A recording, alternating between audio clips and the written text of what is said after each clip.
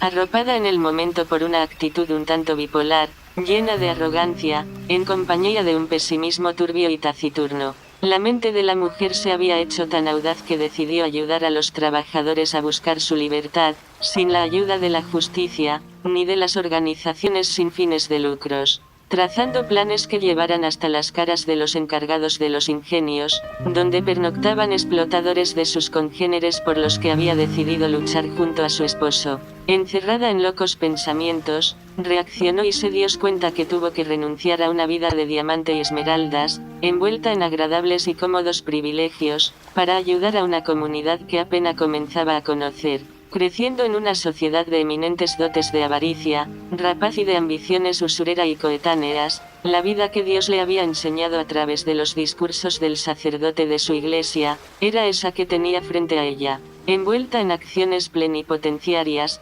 férreas y portentosas, rechazando ser parte de una sociedad de valores y morales casi sedentario, que se manejaban como clanes de buenas posiciones sociales y de la más culta de la nación, produciendo algunas que otras engañifas transitorias en la que aparecían las decaídas de algunas familias de economía notada, con poderes financieros respetable, azotada por una avalancha de ideas feroces, cimentada en la corrupción, la avaricia, la envidia, la codicia, el egoísmo, la gula desenfrenada, y el aislamiento personal. Todo se fraguaba en su cerebro como una maldición. En cada comportamiento de esa sociedad estaban representados los 7 pecados capitales que arropaba el mundo. 6 semanas pasaron de la injusticia perpetrada a los grupos después de la última reunión. Una mañana calurosa, con los rayos de sol entrando por las rendijas, Dora recostada en su cama con la cabeza cubierta por una rizada cabellera canela, viendo partir a su marido a través de un pequeño espejo que tenía en sus manos, comenzó a meditar sobre la continuación de la lucha por el bien de su familia, y por la prosperidad de los trabajadores. Con el recuerdo de las muertes aún chocando en su cabeza, se levantó y se postró en la puerta de la casa con los ojos manchados por la tinta del marbellín y sepia, que se había puesto la noche anterior. Con su mirada perdida en un universo cambiante de colores vivos, se acercó al patio para ver con claridad las nubes grises moverse bajo la bóveda azulosa. Su semblante pareció transformarse desde que giró la cara y observó a los niños en la cama, durmiendo el sueño de esa calurosa mañana veraniega.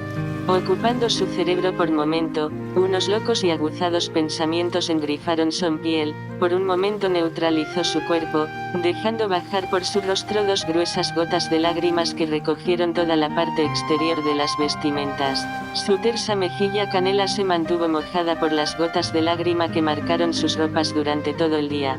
Llorando dentro de su cuerpo, esperaba ver de nuevo entre las nubes algunos movimientos que les orientaran a buscar cambios en su vida, y en la vida de los braceros y sus familias, sin necesidad de provocar derramamiento de sangre. A pasos lentos se movió por la cocina, con la cabeza entre el pecho. No sabía por qué, pero su estómago se mantuvo con un nudo que no le permitió comer durante el día. Durante las primeras 5 horas del día, agitó en su cabeza una presión insoportable que le contraía todo el cuerpo, de un modo que le impedía respirar con eficiencia. De pronto algo se apoderó de ella, llevando una esquizofrenia virulenta y peliaguda a su cerebro, comenzando rápidamente a bailar como una demente irónica, mojando su cabellera con el agua que estilaban las ropas que tendía en los cordeles. A pesar de haberse dado cuenta de las pocas veces que perdía la cordura, por más problema que existiera a su alrededor, esa mañana fue una de ellas. Sentada en la cama se tranquilizó y se puso a analizar su situación por la que estaba atravesando. De pronto agitó su cuerpo y bailando entre los alambres y las hileras de árboles, las hojas secas en el patio y las paredes sucias de la casa, perdió los estribos gritando a todo pulmón sin que nadie la escuchara. Un cambio repentino que la afectaba cada vez que sentía la presencia de los seres alrededor de su casa. Cuando regresó a sus cabales, pudo reconocer su dote de mujer sumida en una agonía y un sufrimiento que no lo merecía, sabiendo que estaba por delante una energía superior, que era el amor por su familia. Sabía que esa fuerza era más grande que su deseo de abandonar todos para buscar de nuevo a su madre y a su padre que esperaban con ansia la presencia de su cuerpo en su lujosa vivienda. Angustiada por la preocupación, sabía que no iba a darse por vencida en la lucha con los colonos, que nada iba a convencerle de que no asumiera los reclamos. De pronto se percató que no quería vivir en una casa con todas las comodidades y pretensiones que le ofrecían sus progenitores, si tenía que dejar a su ya formada familia abandonada en esa morosidad y pobreza de los Batelles, para irse a vivir en un palacio en el que no sentía una pizca de felicidad. Jamás tocaría esas decisiones con nadie, porque consideraba que no había discusión en cuanto al tema. Volvió en sí, y se detuvo en la puerta observando con los rayos de la luna los cañaverales reverdecidos, emitiendo un polvillo del polen que desaparecía en el aire. Buscando la figura de Jaimite entre las hojas, se sentó en una silla en la esquina de la habitación, para mirar desde allí, el extenso camino que dirigía a la montaña. Varios recuerdos violentos de parte de su padre, pululando en su cerebro, la llevaron a reflexionar sobre el trato con familia. Comenzó a sudar frío, azotada por fuertes rebullones que pusieron a temblar sus piernas. Sin darse cuenta, su espíritu salió en astral, y como si flotara en una jaula de cristal empezó a circular entre las nubes. Agitando su respiración reaccionó cayendo en la misma silla donde estaba sentada. Trató de averiguar qué le había pasado. Lentamente abrió los ojos y comenzó a moverse por toda la sala, intentando organizar su cerebro con calma, con relación a lo sucedido. Con unos paquetes de papeles en las manos se movió al patio, buscando en su cerebro la manera de preparar la estrategia de los próximos ataques. De repente fuertes sudores frío volvieron a azotar su cuerpo, provocando convulsiones que adelantaron serosidades resecas, acompañadas con un sudor insólito que despertaron extraños y locos pensamientos. Al levantarse de la silla algo la hizo cambiar en su estado de ánimo. Mirando hacia todos los lados se dio cuenta que el sol comenzaba a subir entre las ramas de los árboles que supervisaban la montaña, y con sus rayos descubrió un desfile de extraños seres que se burlaban de ella. Aunque tenía bien claro que era feliz entre esas cuatro paredes con la familia que había procreado, no se sentía a gusto con el trato que les daban los colonos a los trabajadores en el campo. Al volver a reaccionar mirando a sus hijos, se dio cuenta que era necesario seguir luchando, formando grupos para conquistar la libertad. Caminando con tranquilidad, algo en la habitación la hizo cambiar de nuevo, emitiendo una sonrisa un poco sardónica, con la cara marcada por la locura, arropada por una tristeza funesta que le hizo moverse del lugar, examinando dónde esconder algunos de los papeles elaborados en el transcurso de la noche. Minutos más tarde hacía un recorrido por la casa ubicando la posición de los escondites, para recordar su posición. Hablando entre dientes, trató de buscar una explicación a sus pensamientos. Creía que se estaba volviendo loca, que su inestabilidad era producto de la desesperación por la que estaba atravesando. ¿Qué estaba pasando?, se preguntaba irritada con ella misma. Dando vueltas de un lado a otro, aún confundida por sus movimientos, giró la cabeza y continuó con la sonrisa y su sarcasmo, mirando el camino por donde se llegaba al ingenio. Su cerebro, atrofiado por unos malos recuerdos, comenzó a dislocarse, siendo invadido con un apetito insaciable de prenderle fuego a la fábrica, para enseñarles a los dueños que los trabajadores eran personas de carne y huesos, que sufrían al igual que ellos y que padecían enfermedades y amargura de la misma manera que ellos, que eran elementos que necesitaban descanso, mejor trato y un buen pago. Todos los días los trabajadores se esforzaban para mantener sus empresas e impulsar el funcionamiento de donde salía el sustento de sus familias y los lujos de los que ellos se engolaban. Mirando la extensa sabana bajo los intensos rayos del sol, se quedó pensando por un largo rato, hasta que repentinamente racionó, y entendió que tenía una misión que, sí parecía encomendada por el Dios del cielo, el Todopoderoso. Se veía como la Juana del Arco de los obreros, como la defensora que ellos esperaban, soñada por siglo, como la dependencia de la esperanza, la expectativa condicional de muchos braceros para ser la salvadora, aunque no la aceptaran. El mandato que le habían encomendado, su comportamiento repercutía en su cerebro como un sinfín rayado, lo que la mantuvo inquieta toda la mañana después de desaparecer la niebla en el Valle de los Ahorcados. Sentada en una piedra, en el patio de la casa, pensó en la estela de sacrificios a los que se había enfrentado. Sabía que tenía que pasar por un amasijo de quijotadas para llegar al cumplimiento de su propósito. Como todos los días, la aurora traía consigo un frío intenso que amilanaba sus movimientos. Tenía que ayudar a los trabajadores a enfrentar sus verdugos, a sus explotadores. Había comenzado a trabajar con el objetivo de que consiguieran la libertad y la autonomía que tanto perseguían.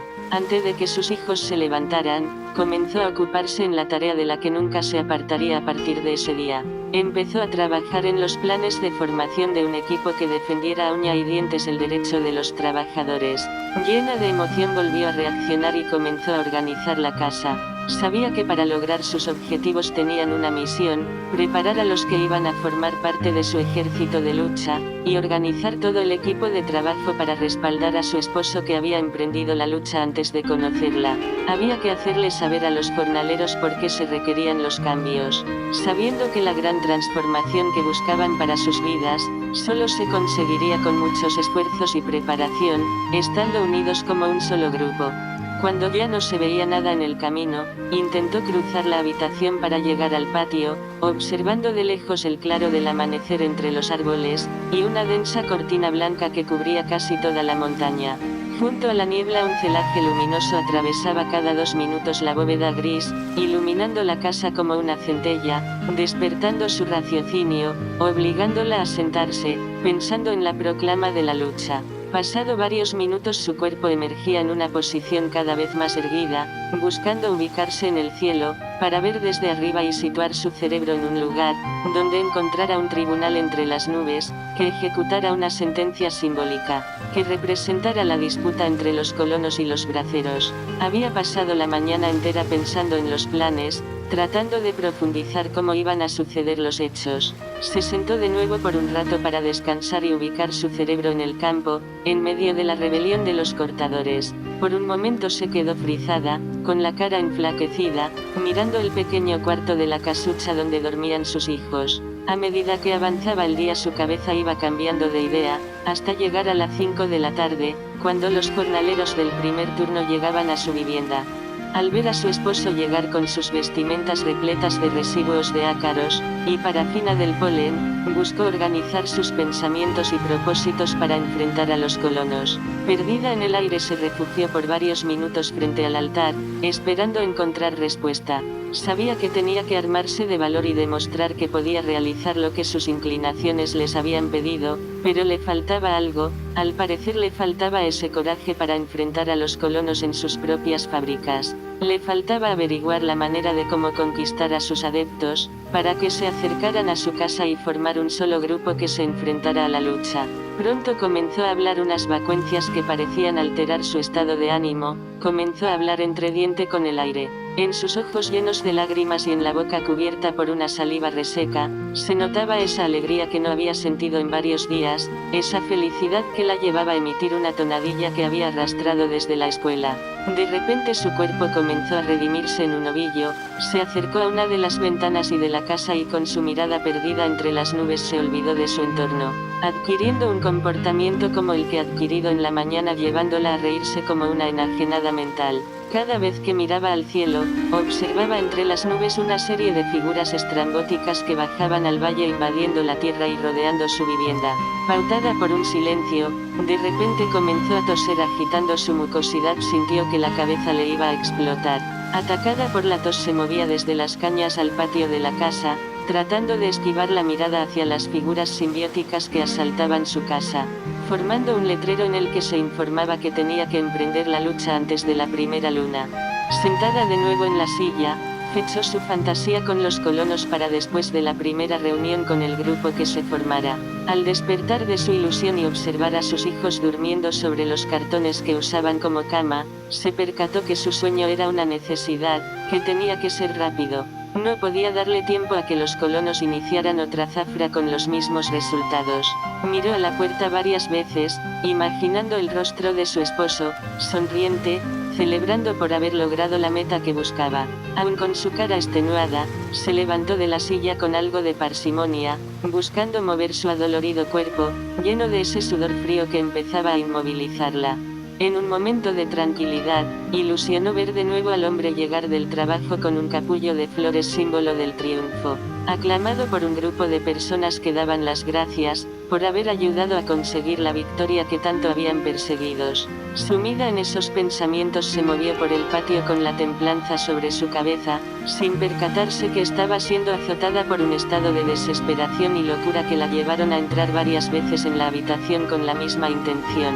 Agitando sus ojos al aire, quiso avivar en su cerebro los planes elaborados la noche anterior, con los que buscaba estabilizarse entre los amigos de su esposo, llegando por última vez a la sala, donde se arrodilló con los brazos abiertos, al lado del tanque de agua, pidiendo perdón por todos los imaginados en medio de su locura. Sentándose frente al altar, donde había guardado parte de los últimos panfletos, elaborados la misma tarde que detuvieron a su esposo por primera vez, luego de nacer la idea de la formación del gremio que lo llevaría a conseguir el triunfo, dejó escapar algunas lágrimas que despertaron su sentimiento.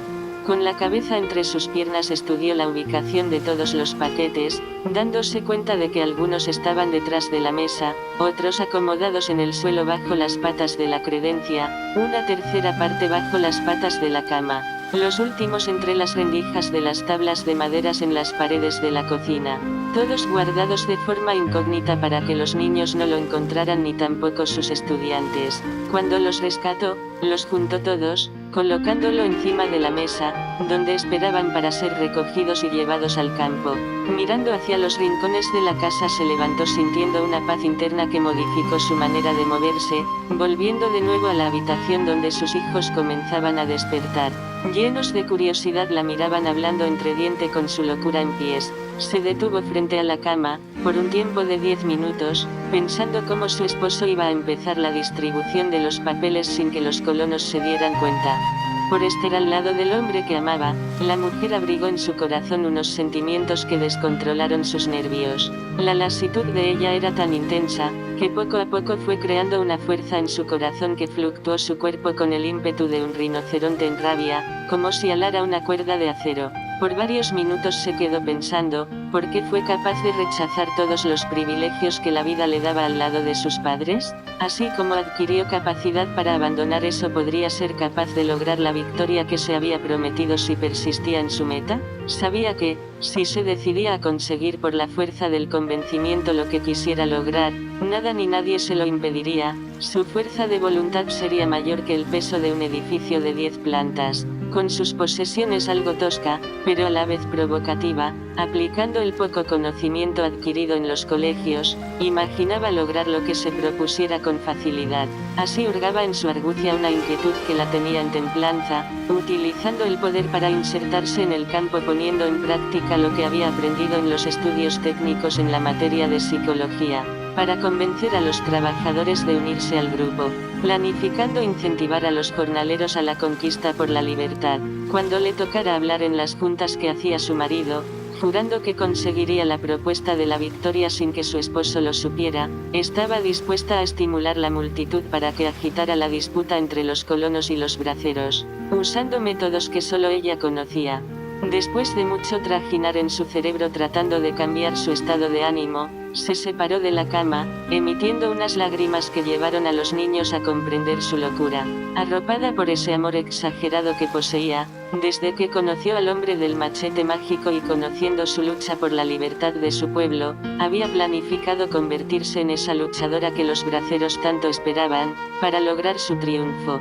Golpeando sus manos sobre la mesa, su cuerpo se dejó sentir tan fuerte como cuando adquiría energía poco controlable. Siempre que se enfrentaba a los sicarios de sus padres, tenía que luchar para mantener su posición. Sabía que tenía una misión, pero no la entendía, hasta que comprendió el deseo de querer luchar por la felicidad de los demás, que era luchar por la libertad de los braceros y de sus familias. Sumida en unas extrañas reflexiones, con su corazón polarizado en el bien del amor y el mal de los hombres, su cerebro visualizó aquellos senderos en los que caminó por primera vez, cuando llegó al batey persiguiendo ese amor que el Todopoderoso le había asignado, en el que tomó la decisión por su propia voluntad, de vivir al lado del hombre de su vida. Rememorando los acontecimientos que se sucedieron, desde la primera vez que fue llevada y le tocó dormir en el caserón entre cuerpos desnudos, malolientes y montaraz, hasta el día en que llegó a la casa en la orilla de la cañada, imaginando que los braceros luchando por su libertad, habían logrado conquistar pocas hazañas contra los colonos en toda su vida. Se sentó de nuevo en el borde de la cama para mirar por la ventana y observar el verdor de los cañaverales. La vida al lado de su padre estuvo llena de abundancia. Todos sus caprichos eran órdenes que había que cumplir de inmediato, y todo era alegría, felicidad y armonía. Por un momento se quedó pensando, jamás tenía que esperar la decisión de un grupo para disponer de lo que iba a pasar por su boca. Con todo ese embrollo de especulación psicológica, se movió por toda la casa, cambiando su estado de ánimo cada vez que abría un foco de esperanza, emitiendo una sonrisa media exaltada, producto de la emoción que sentía cuando pensaba en la victoria de los braceros con su esposo a la cabeza. Sabiendo que tenía que preparar los grupos, para darle a Jaimite el ánimo de seguir luchando, y avivar su desenfrenada pasión para la conquista de la libertad de su pueblo. Con su cabeza en el aire, se perdió por momento botando la noción del espacio y el tiempo. Su afán por lograr lo que se perseguía, la animó a dedicarse por tiempo completo a buscar rostros entre sus estudiantes, para formar los grupos con los que pensaba enfrentar junto a su esposo, a los amos y señores de las empresas. Al despertar de la ilusión que la tenía alelada toda la mañana, se dio cuenta que habían emprendido el camino para conseguir la liberación, no solo de su pueblo, sino la de todos los poblados esclavizados por los colonos. Con el paso del tiempo, comprendió que debía seguir luchando para destronar el odio que muchos sentían hacia ella, logrando conseguir sembrar un pánico aberrante en todo el valle, en las casas de los caporales, en las villas de los administradores y en las residencias de los gerentes, fuera del perímetro del campo de producción, logrando como resultado la decisión de los colonos, aumentar la seguridad en la fábrica, en las viviendas de los gerentes, de los supervisores y de los caporales, para evitar el baño de sangre de otra época. El odio rampante que provocó la mujer tocó también a algunos de sus compañeros que buscaban ganar sinecuras, para imponer reglas entre los trabajadores de los campos. Asediada día y noche por la seguridad de la compañía, se vio obligada a refugiarse en su casa sin poder salir a la bodega por varios días. Ocultada en su vivienda empezó de nuevo a maquinar panfletos en los que se agitaban el impulso sin censura a la lucha. Abandonado su cautiverio, comenzó a trabajar día y noche en su propuesta, hasta que su cuerpo enfermó por el estrés, y el sacrificio de tener que levantarse todos los días antes que aparecieran los síntomas de la aurora. Llegaba al corte como una vendedora de comida, a cumplir con la jornada de entregar los papeles antes de que los trabajadores entraran a su tarea del día. Aprovechado el tiempo libre de los cortadores, Jaimite también se movía entre las hojas con el propósito de orientarlos en la lucha, formando grupos dentro del campo.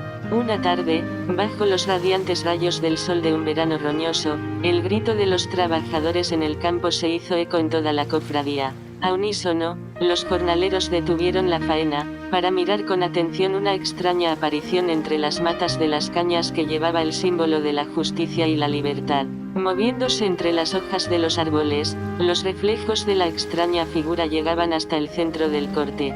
Todos los jornaleros pasmados con sus caras aleladas interrumpieron el trabajo como por media hora, para detenerse a mirar el movimiento de la sombra atravesando las hojas, y ocultándose entre los troncos. La figura similar al moño que llevaba Dora en la reunión, formando un aura circular con los colores del arco iris, salía de la caña y se movía sobre el techo de los vagones cubierto por pedazos de tolas sucias y llenas de óxido, como si anunciara la tragedia que se avecinaba con sus reclamaciones a los empresarios. Los movimientos de la figura provocaron pánico en los trabajadores, igual que a los administrativos.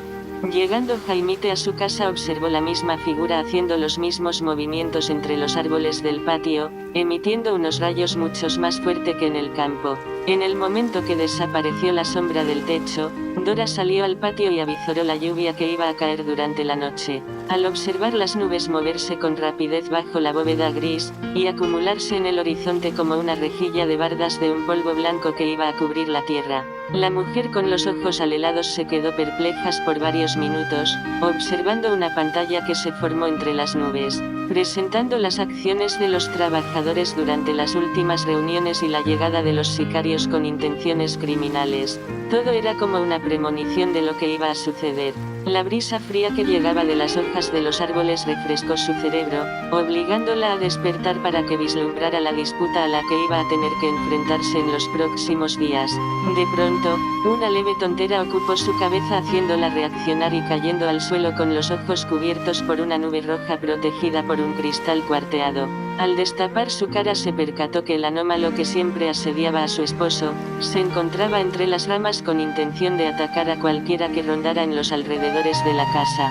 Eso le dio tranquilidad, saber que un dios protegía su familia, su vivienda y su preocupación por la lucha. No entendía, de qué forma se invocaba el fenómeno que ocupaba el cuerpo de Jaimite, por qué la atacaba a ella de la manera que lo hacía. Ponía la casa siempre en tensión y se hacía presente cuando él estaba a punto de lograr algo que los braceros habían perseguido por años. Para evitar su presencia en la asamblea, Dora entró a la pequeña habitación, buscó un rosario y se salvaguardó al colocarlo en su cuello, impidiendo la presencia frente a la casa de la reunión. Con intenciones algo pacíficas roció con agua bendita toda la sala, protegiendo la puerta con 3 dientes de ajos y el crucifijo de madera que tenía debajo de la cama y ocultado por la sábana, dejando entrar a Jaimite y a sus hijos para la reunión familiar primero que la de los trabajadores. Pasada las 7 de la noche, cuando la jornada llegaba al final del día, la mayoría de los trabajadores se aglomeraron en el frente de la vivienda, reclamando su integración a la lucha. 7. El despertar.